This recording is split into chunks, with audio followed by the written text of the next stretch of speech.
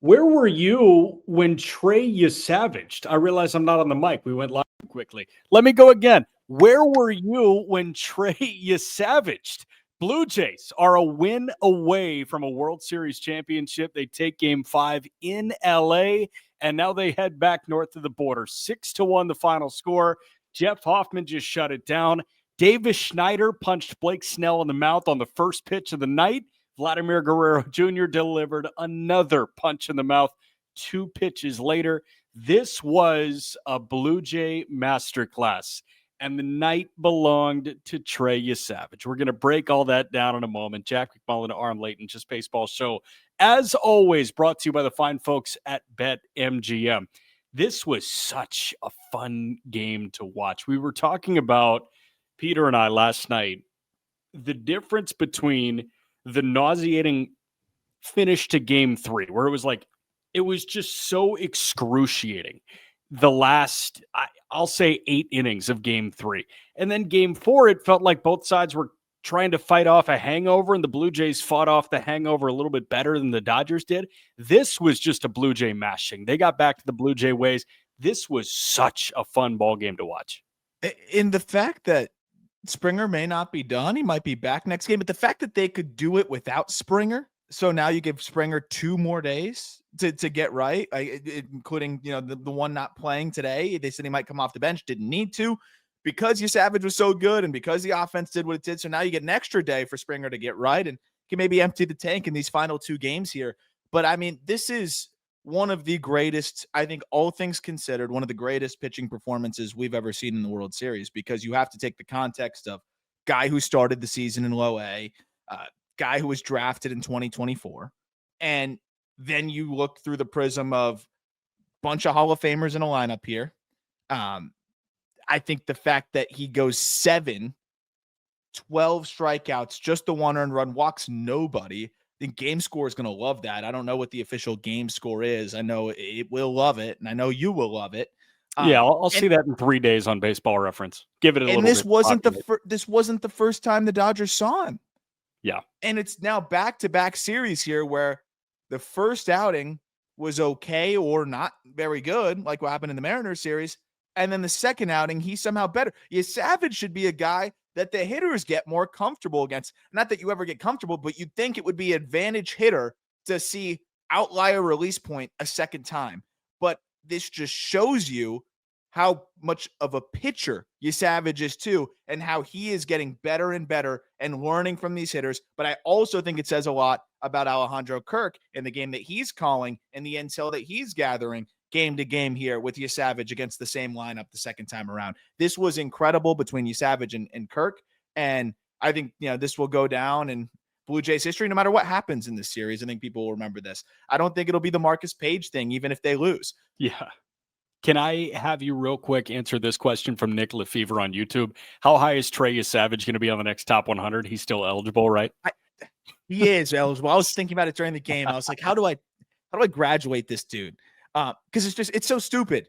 Now through the playoffs, he's thrown enough innings to presumably graduate, but he can't because they're not regular season innings. So I'm going to rank him, and people are going to say, "Oh, it's too low." What do you mean? He just won them the World Series, and it's, again, assuming they win. But just look what he did in the World Series, and I'm going to say, yeah, but we're projecting for 7 years here, so I don't know, 6 years here. I think he's a top 15 prospect in the update, but again, how is he not 3 if he's dominating in the World Series? But he's not going to be. It's really tough, but you don't want to let the recency get you too much. But I think he's without a doubt proven that he's a top 15 prospect in this game, and he's right there with the Nolan McLeans, the Bubba Chandlers, and then himself. But with this performance, though, it's like, how do you not overvalue it, given the stage, the context, and the dominance? Oh, do we lose Jack? Chat, you got me? Let's see if the chat still got me. Yeah, I assume they do. That's the difficult part, I think, with just trying to assess the value of a prospect when you're comparing apples to oranges here, right? Like, you've got a guy that you don't want to fully rewrite your entire perspective on the player after a handful of big league starts, but how do you not put a ton of stock into what a guy just did in the biggest stage and how he's just gotten better and better and better? So I think what's interesting with Yesavage and what makes him almost impossible to fully assess is that there's not a lot of comparisons. You'll see like a lot of the scouting reports and stuff. All right, it's like, okay, the fastball looks a little bit like this pitcher's fastball characteristic velocity wise, or the breaking ball looks a little bit like this player, or this pitcher's plot, the way that it lines up looks a little bit like this pitcher's. Yesavage is so unique that you almost didn't know how well it was going to play between the highest release point in Major League Baseball, between, a splitter that moves pretty different than some other splitters, and then this slider that's more of like a gyro-ish slider that just darts straight downwards at 90 miles per hour. So you don't really have anything moving glove side too much. It's mostly north-south, but there's enough horizontal separation between the splitter that still runs enough to the arm side and the slider that still doesn't really always cut to the glove side, but at times does enough. And it becomes this like enough of a horizontal separation paired with just the vertical dominance. Jack, I was getting into pitch shapes to try to buy you time to get your ass back in here. Thank you. Yeah, I'm back now. I can give you the rundown of the game if you want that, but I love the pitch shape conversation. The one thing that I wanted to add before I decided to go to Mars for a minute there was this had all the makings of a start that works against Trey Yesavage. You mentioned second time the Dodgers see him. He throws on the road for the first time in the postseason. The Dodgers have every bell and whistle available at their disposal to prep for Trey Yesavage. I know you made the joke like the trajectory might not go that high for Trey Yesavage's release height, but I bet it does. Like they have all of these high-tech machines to get ready for Trey Yesavage. This was going to be the most optimized the lineup has been against him over the course of this postseason, and they weren't optimized. They looked as bad as any lineup. I'll go as far as to say they looked as bad as the New York Yankees did in the ALDS when he went 5 2/3 no hit with 11 Ks. I think you date back to, just the extra innings game and the struggles through there. And then, just the way that things have gone in general, it's been a pretty anemic offense. And I think that's where it's an interesting other aspect of it and angle of it is if you're struggling, and you're pressing as a hitter, Trey Yesavage may be one of the last pitchers I want to face, because even if you try to simplify things, you're going to get the four-seamer with the above average carry. Even from a high release height, it still gets plenty of carry. You're going to get a really disgusting splitter that looks like the fastball all the way. And then you're going to get this slider that's a velocity in between that looks like the fastball as well and breaks a little bit differently horizontally. So it's not really a pitcher that you can, I would say hone in on a specific area, because he can run that fastball up and in. He was even running the splitter back in at the top of the zone and saying, I can leave it up. You're probably still not going to hit it that well. And he got away with a lot of them. And then you snap that slider off with still similar action to the splitter with a little bit more glove side. And the fact that he's going to spot that for a strike too, he can really work all four quadrants, even though nothing is really sweeping horizontally. And I think that's what makes him is just so difficult. And I do think the horizontal plays up, even though he's only getting 1 or 2 inches sometimes with the slider, and a couple inches the other way, sometimes a little bit more with the splitter, because it is so over the top that I think everything's looking like it's moving even more, east and west, when you already know he's dominating north and south. And when he can establish that heater, that's the one at bat that I really look at, is the fastball that runs up and in on Teoscar. That speeds him up. And then that's where he can get you either down or cutting to the glove side a little bit. And he can kind of get you any way he wants. Am I back now? Yes, you are back now. Okay, I'm back now. All right. It said I was like totally fine. I did a Wi-Fi speed test. I'm at like 200 megabits per second. Like I'm good. So that was just bizarre what happened there. Where did you lose me on my last point? The Dodgers had every bell and whistle for Yesavage to have a ton of success, or for them to have a bunch of success against Yesavage. Yeah, pretty much there. And that's where I picked up and just kind of focused on, the fact that I think if you're scuffling though as a lineup, that's not a guy I want to face, especially when he's locating the way that he is. Because once Yesavage is locating, that fastball just sets things up. And we kind of had a similar conversation with when Snell was absolutely on, but I think in a really unique way here. And I think it was just abundantly clear that Yesavage had a feel for everything and was commanding everything. And that's when then Alejandro Kirk can really get in his bag with the pitch calling. And I think that's where you had this tandem just working in sync. And I think that's the beautiful part of why you could see a better version of Yesavage maybe even later in the playoffs is you have the unique stuff, unique plot, and now Kirk learning how to leverage that, both with the way that he can steal strikes at the bottom and with the way that he can call a game and set pitches up and set these hitters up. And I think there's a lot of credit that needs to go to Kirk as well. I'll give you the game rundown at this point, and at the end, I have a whole bunch of statistical nuggets on Trey Yesavage, and I want you to tell me your favorite nuggets that I throw you at the end of this conversation. But scoring opened on the very first pitch of the game when Davis freaking Schneider ambushed a Blake Snell fastball, shot it into the left field seats. 2 pitches later, another Snell fastball at 97 miles an hour, another Vladimir Guerrero Jr. homer. It was his 8th of the month of October. Of course, he is the Blue Jays now all-time franchise record holder for homers over the course of his career in the postseason. But Blake Snell apparently learned a lot after those back-to-back home runs.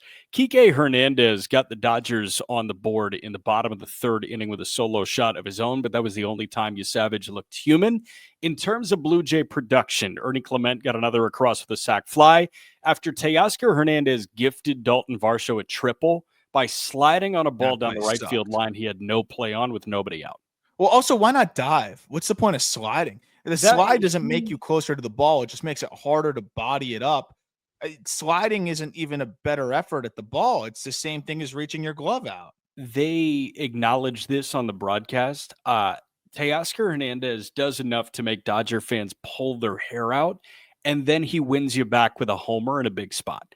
But he is a brutal outfield defender. He was horrible this year. If you want to go take a peek in the metrics, I advise you go do that. That guy was one of the worst defensive outfielders in baseball. And for him to make that mistake in that moment was absolutely massive. And again, nobody out on a fly ball down the right field line. You do not slide and give a half-ditch effort to try and get that ball. And all of a sudden, Varsho is standing on third. At least he rounded third. He was thinking maybe inside the Parker. But I'll keep going here. We'll revisit that Teoscar conversation.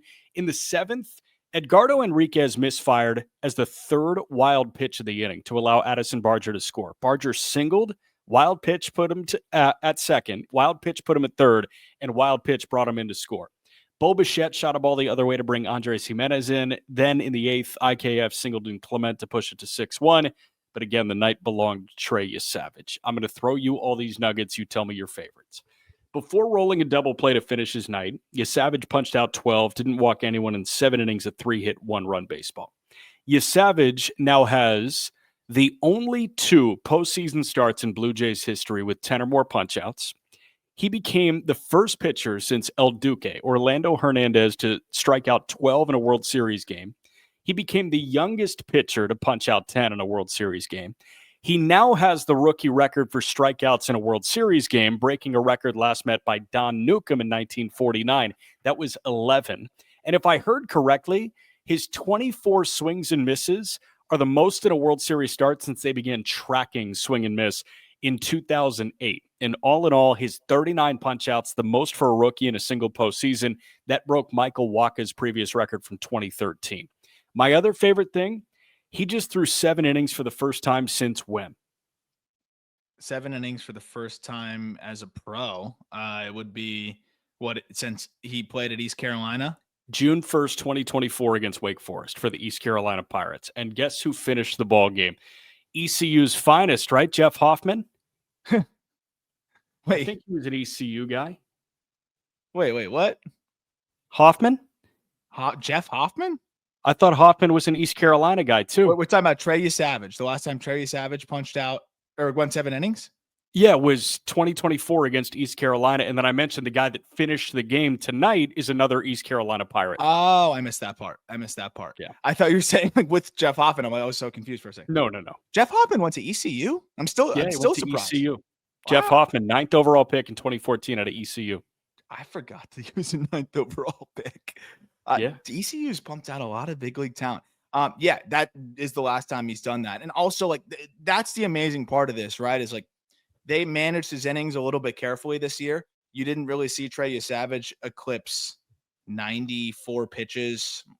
Really, you only saw him eclipse 90 pitches once this year. There was a clear focus on managing his workload. They want him, I think, throwing in warm weather. He didn't leave Low A Dunedin until the middle of May. And then even then went to Vancouver for 5 starts. And then you saw him get to Double A for 7 starts. But it seemed like there was this very careful approach, mostly having him go 4 or 5 innings, never really more than 75 pitches. Then as they realize, hey, this guy might be able to help us in the playoffs, they try to stretch him to 80 pitches. But even then, when he gets up to the big leagues, it was still mostly 75, 80 pitches. One game, they let him go 90 something. And obviously everything changes when you have a chance to go win the World Series. And that's exactly what's happened here. But what's very clear is that they are putting Trey Yesavage in positions that they didn't expect to put him in a position that Trey Yesavage never expected to be put in. So to be doing that and to be stretched out the way that he is and to still have that success, I think says a lot. Remember, a guy that didn't throw a lot of innings last year because he dealt with injury, dealt with what was it, a lung issue? Was it a punctured lung? Right. Something along those lines. And missed some time and had to get his strength back and everything like that. So I think to be sprinting through the finish line the way that he has and not be fatigued and to just rise to the occasion. There's so many wrinkles that make this so impressive that it is remarkable to see. Like as of August 8th, he was in Double A, but it's not just the Double A part. It's the not really being stretched out more than 5 innings part 2. And here he is getting stronger and stronger as the games go deeper into the season and as the innings are deeper into the game. Yeah, it was a collapsed lung before the American Conference tournament in July of 24. It was a collapsed lung that he suffered because of dry needling. Like it was that needling process on the. How deep do the dry needles go? I have no idea. It shouldn't puncture a lung. It shouldn't collapse a lung. That's for damn sure. That's insane. Just nuts. But Yesavage, it is amazing. And I know they want to keep revisiting the attendance for his pro debut against the Jupiter Hammerheads in Dunedin. But this is just, you never even concoct that this is a possibility. Well, Yesavage was asked this question going into the World Series, is this beyond your wildest dreams? And he's like, of course it was. It's very similar to the Will Klein quote we saw the other day, where he said, I couldn't even have dreamt this dream. That's kind of where Yesavage is at this point. He started his year in Low A. You can't dream this dream. In the first outing of the year, it was Low A against Jupiter, 3 2/3 innings. He walked 6. I know it was the first start, but just to go from, because this will be his last start of the season. First start of the season is a Low A outing where you walk 6 3 2/3. Last start of the season is a World Series outing in the big leagues on the road against the Dodgers, where it's 7 innings, no walks, and you strike out 12. And that's why this sport is unmatched, and there's nothing like it. There's just nothing like it. Nothing close. I heard you talking about the shapes and how those kind of play into Yesavage's advantage. Have you – I was obviously on the moon for a little bit. Did you – kind of shed light on what your, I guess, not favorite pitch tonight was, but what you felt like was his best offering? Because that slider was phenomenal for him. It had to be the slider, right? And I think it's the way that he was kind of utilizing, where I think first time through, you saw him go a little bit heavier, with the fastball. And then later on, he had so much confidence in the slider that he could go slider splitter. And they have somewhat of a similar action, but the command of the slider almost makes him have the confidence of it like it's a fastball and spot it. And it's 90. So you have this bridge velocity between the 94, 95, 96 with the fastball and the 83 to 86 with the splitter, where you're 89, 90, sometimes 88. But I think that just slight horizontal difference and then the vertical drop that you get there, that pitch, I think today, especially, Trey Yesavage realized that the splitter and fastball elevate that slider. And that slider is a good pitch, but it plays even better now because it looks like both. Like it breaks like the splitter, but it looks like the fastball. And so if you're a hitter, we talk about the Roki Sasaki approach, where right now, you've got to kind of think fastball or splitter. You pick one, you try to bring him up. And, if he's not locating the fastball, it can get a little bit easier. When he's locating both, obviously it works. I think with this aspect of it, you can't really eliminate one. And I think if he had more of a true sweeper, maybe you could pick it up out of the hand. all three of these pitches look exactly the same out of the hand. And I think even look exactly the same, especially the splitter and the slider, until very, very late. And then they have different velo gaps, a little bit of horizontal difference.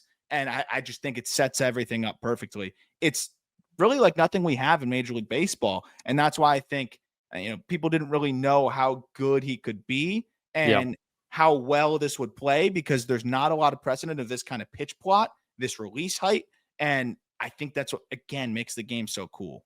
When you factor in every element of Yesavage, there's nothing like him right now in Major League Baseball, but it's cool because I think about guys with 2.5 pitches, and the slider, it was clearly like his third best offering, but it was his best in the World Series. But coming into this, the book on Yesavage is fastball split. He'll mix in the slider to kind of keep you honest. And also, it's good and effective at points. It was the book, at least in terms of an arsenal, and the third pitch falling behind two very, very good ones, very similar to Christopher Sanchez in Philly, but it's also incredibly similar to Kevin Gausman. Gausman, for the overwhelming majority of his starts, is fastball split. And then he goes to this slider to kind of keep everybody honest and like solidify himself as a really good frontline starting pitcher. That's a great guy to learn from in Gausman and share a rotation with. Oh, yeah. And Yesavage, like, his slider is better than Gausman's slider at this point because it's unorthodox and he can land it. It's really good. But in terms of leaning fastball split and going to a slider occasionally, he can use Gausman to his advantage. I wouldn't be shocked if he's been doing it over the course of this month. And man, like, what a good resource to have for Trey Yesavage. And I think that's a really important component to it too. And I do wonder how much Chris Bassett's helped him too, because Chris Bassett's spoken so highly of like this chess. I think even Joe Davis said something along the lines of just like a chess master at pitching. And I think we're seeing that here. But with the way that he uses like a sinker and kind of a running fastball, and then the bigger, slower curveball, but still somehow is really effective. But I think I had it in my pre-draft write-up. I'm trying to go dig it up, that I thought Yesavage's slider was one of the more underrated pitches in the draft, because when you looked at the college numbers against it, it was even worse than the numbers against his splitter. And I think that just is a wrinkle that was probably underestimated. I think the other aspect too is like we've seen effective wildness, and then we've seen just dotting at times. Yep. And both ways he's good. And I think he can get away with being effectively wild. And then when he's dotting, you have a guy that just can fully take over a game. And that's what we had from Trey Yesavage in this one. And I think that was one of the more impressive and enjoyable outings to watch that we've really seen in a long time, given the context.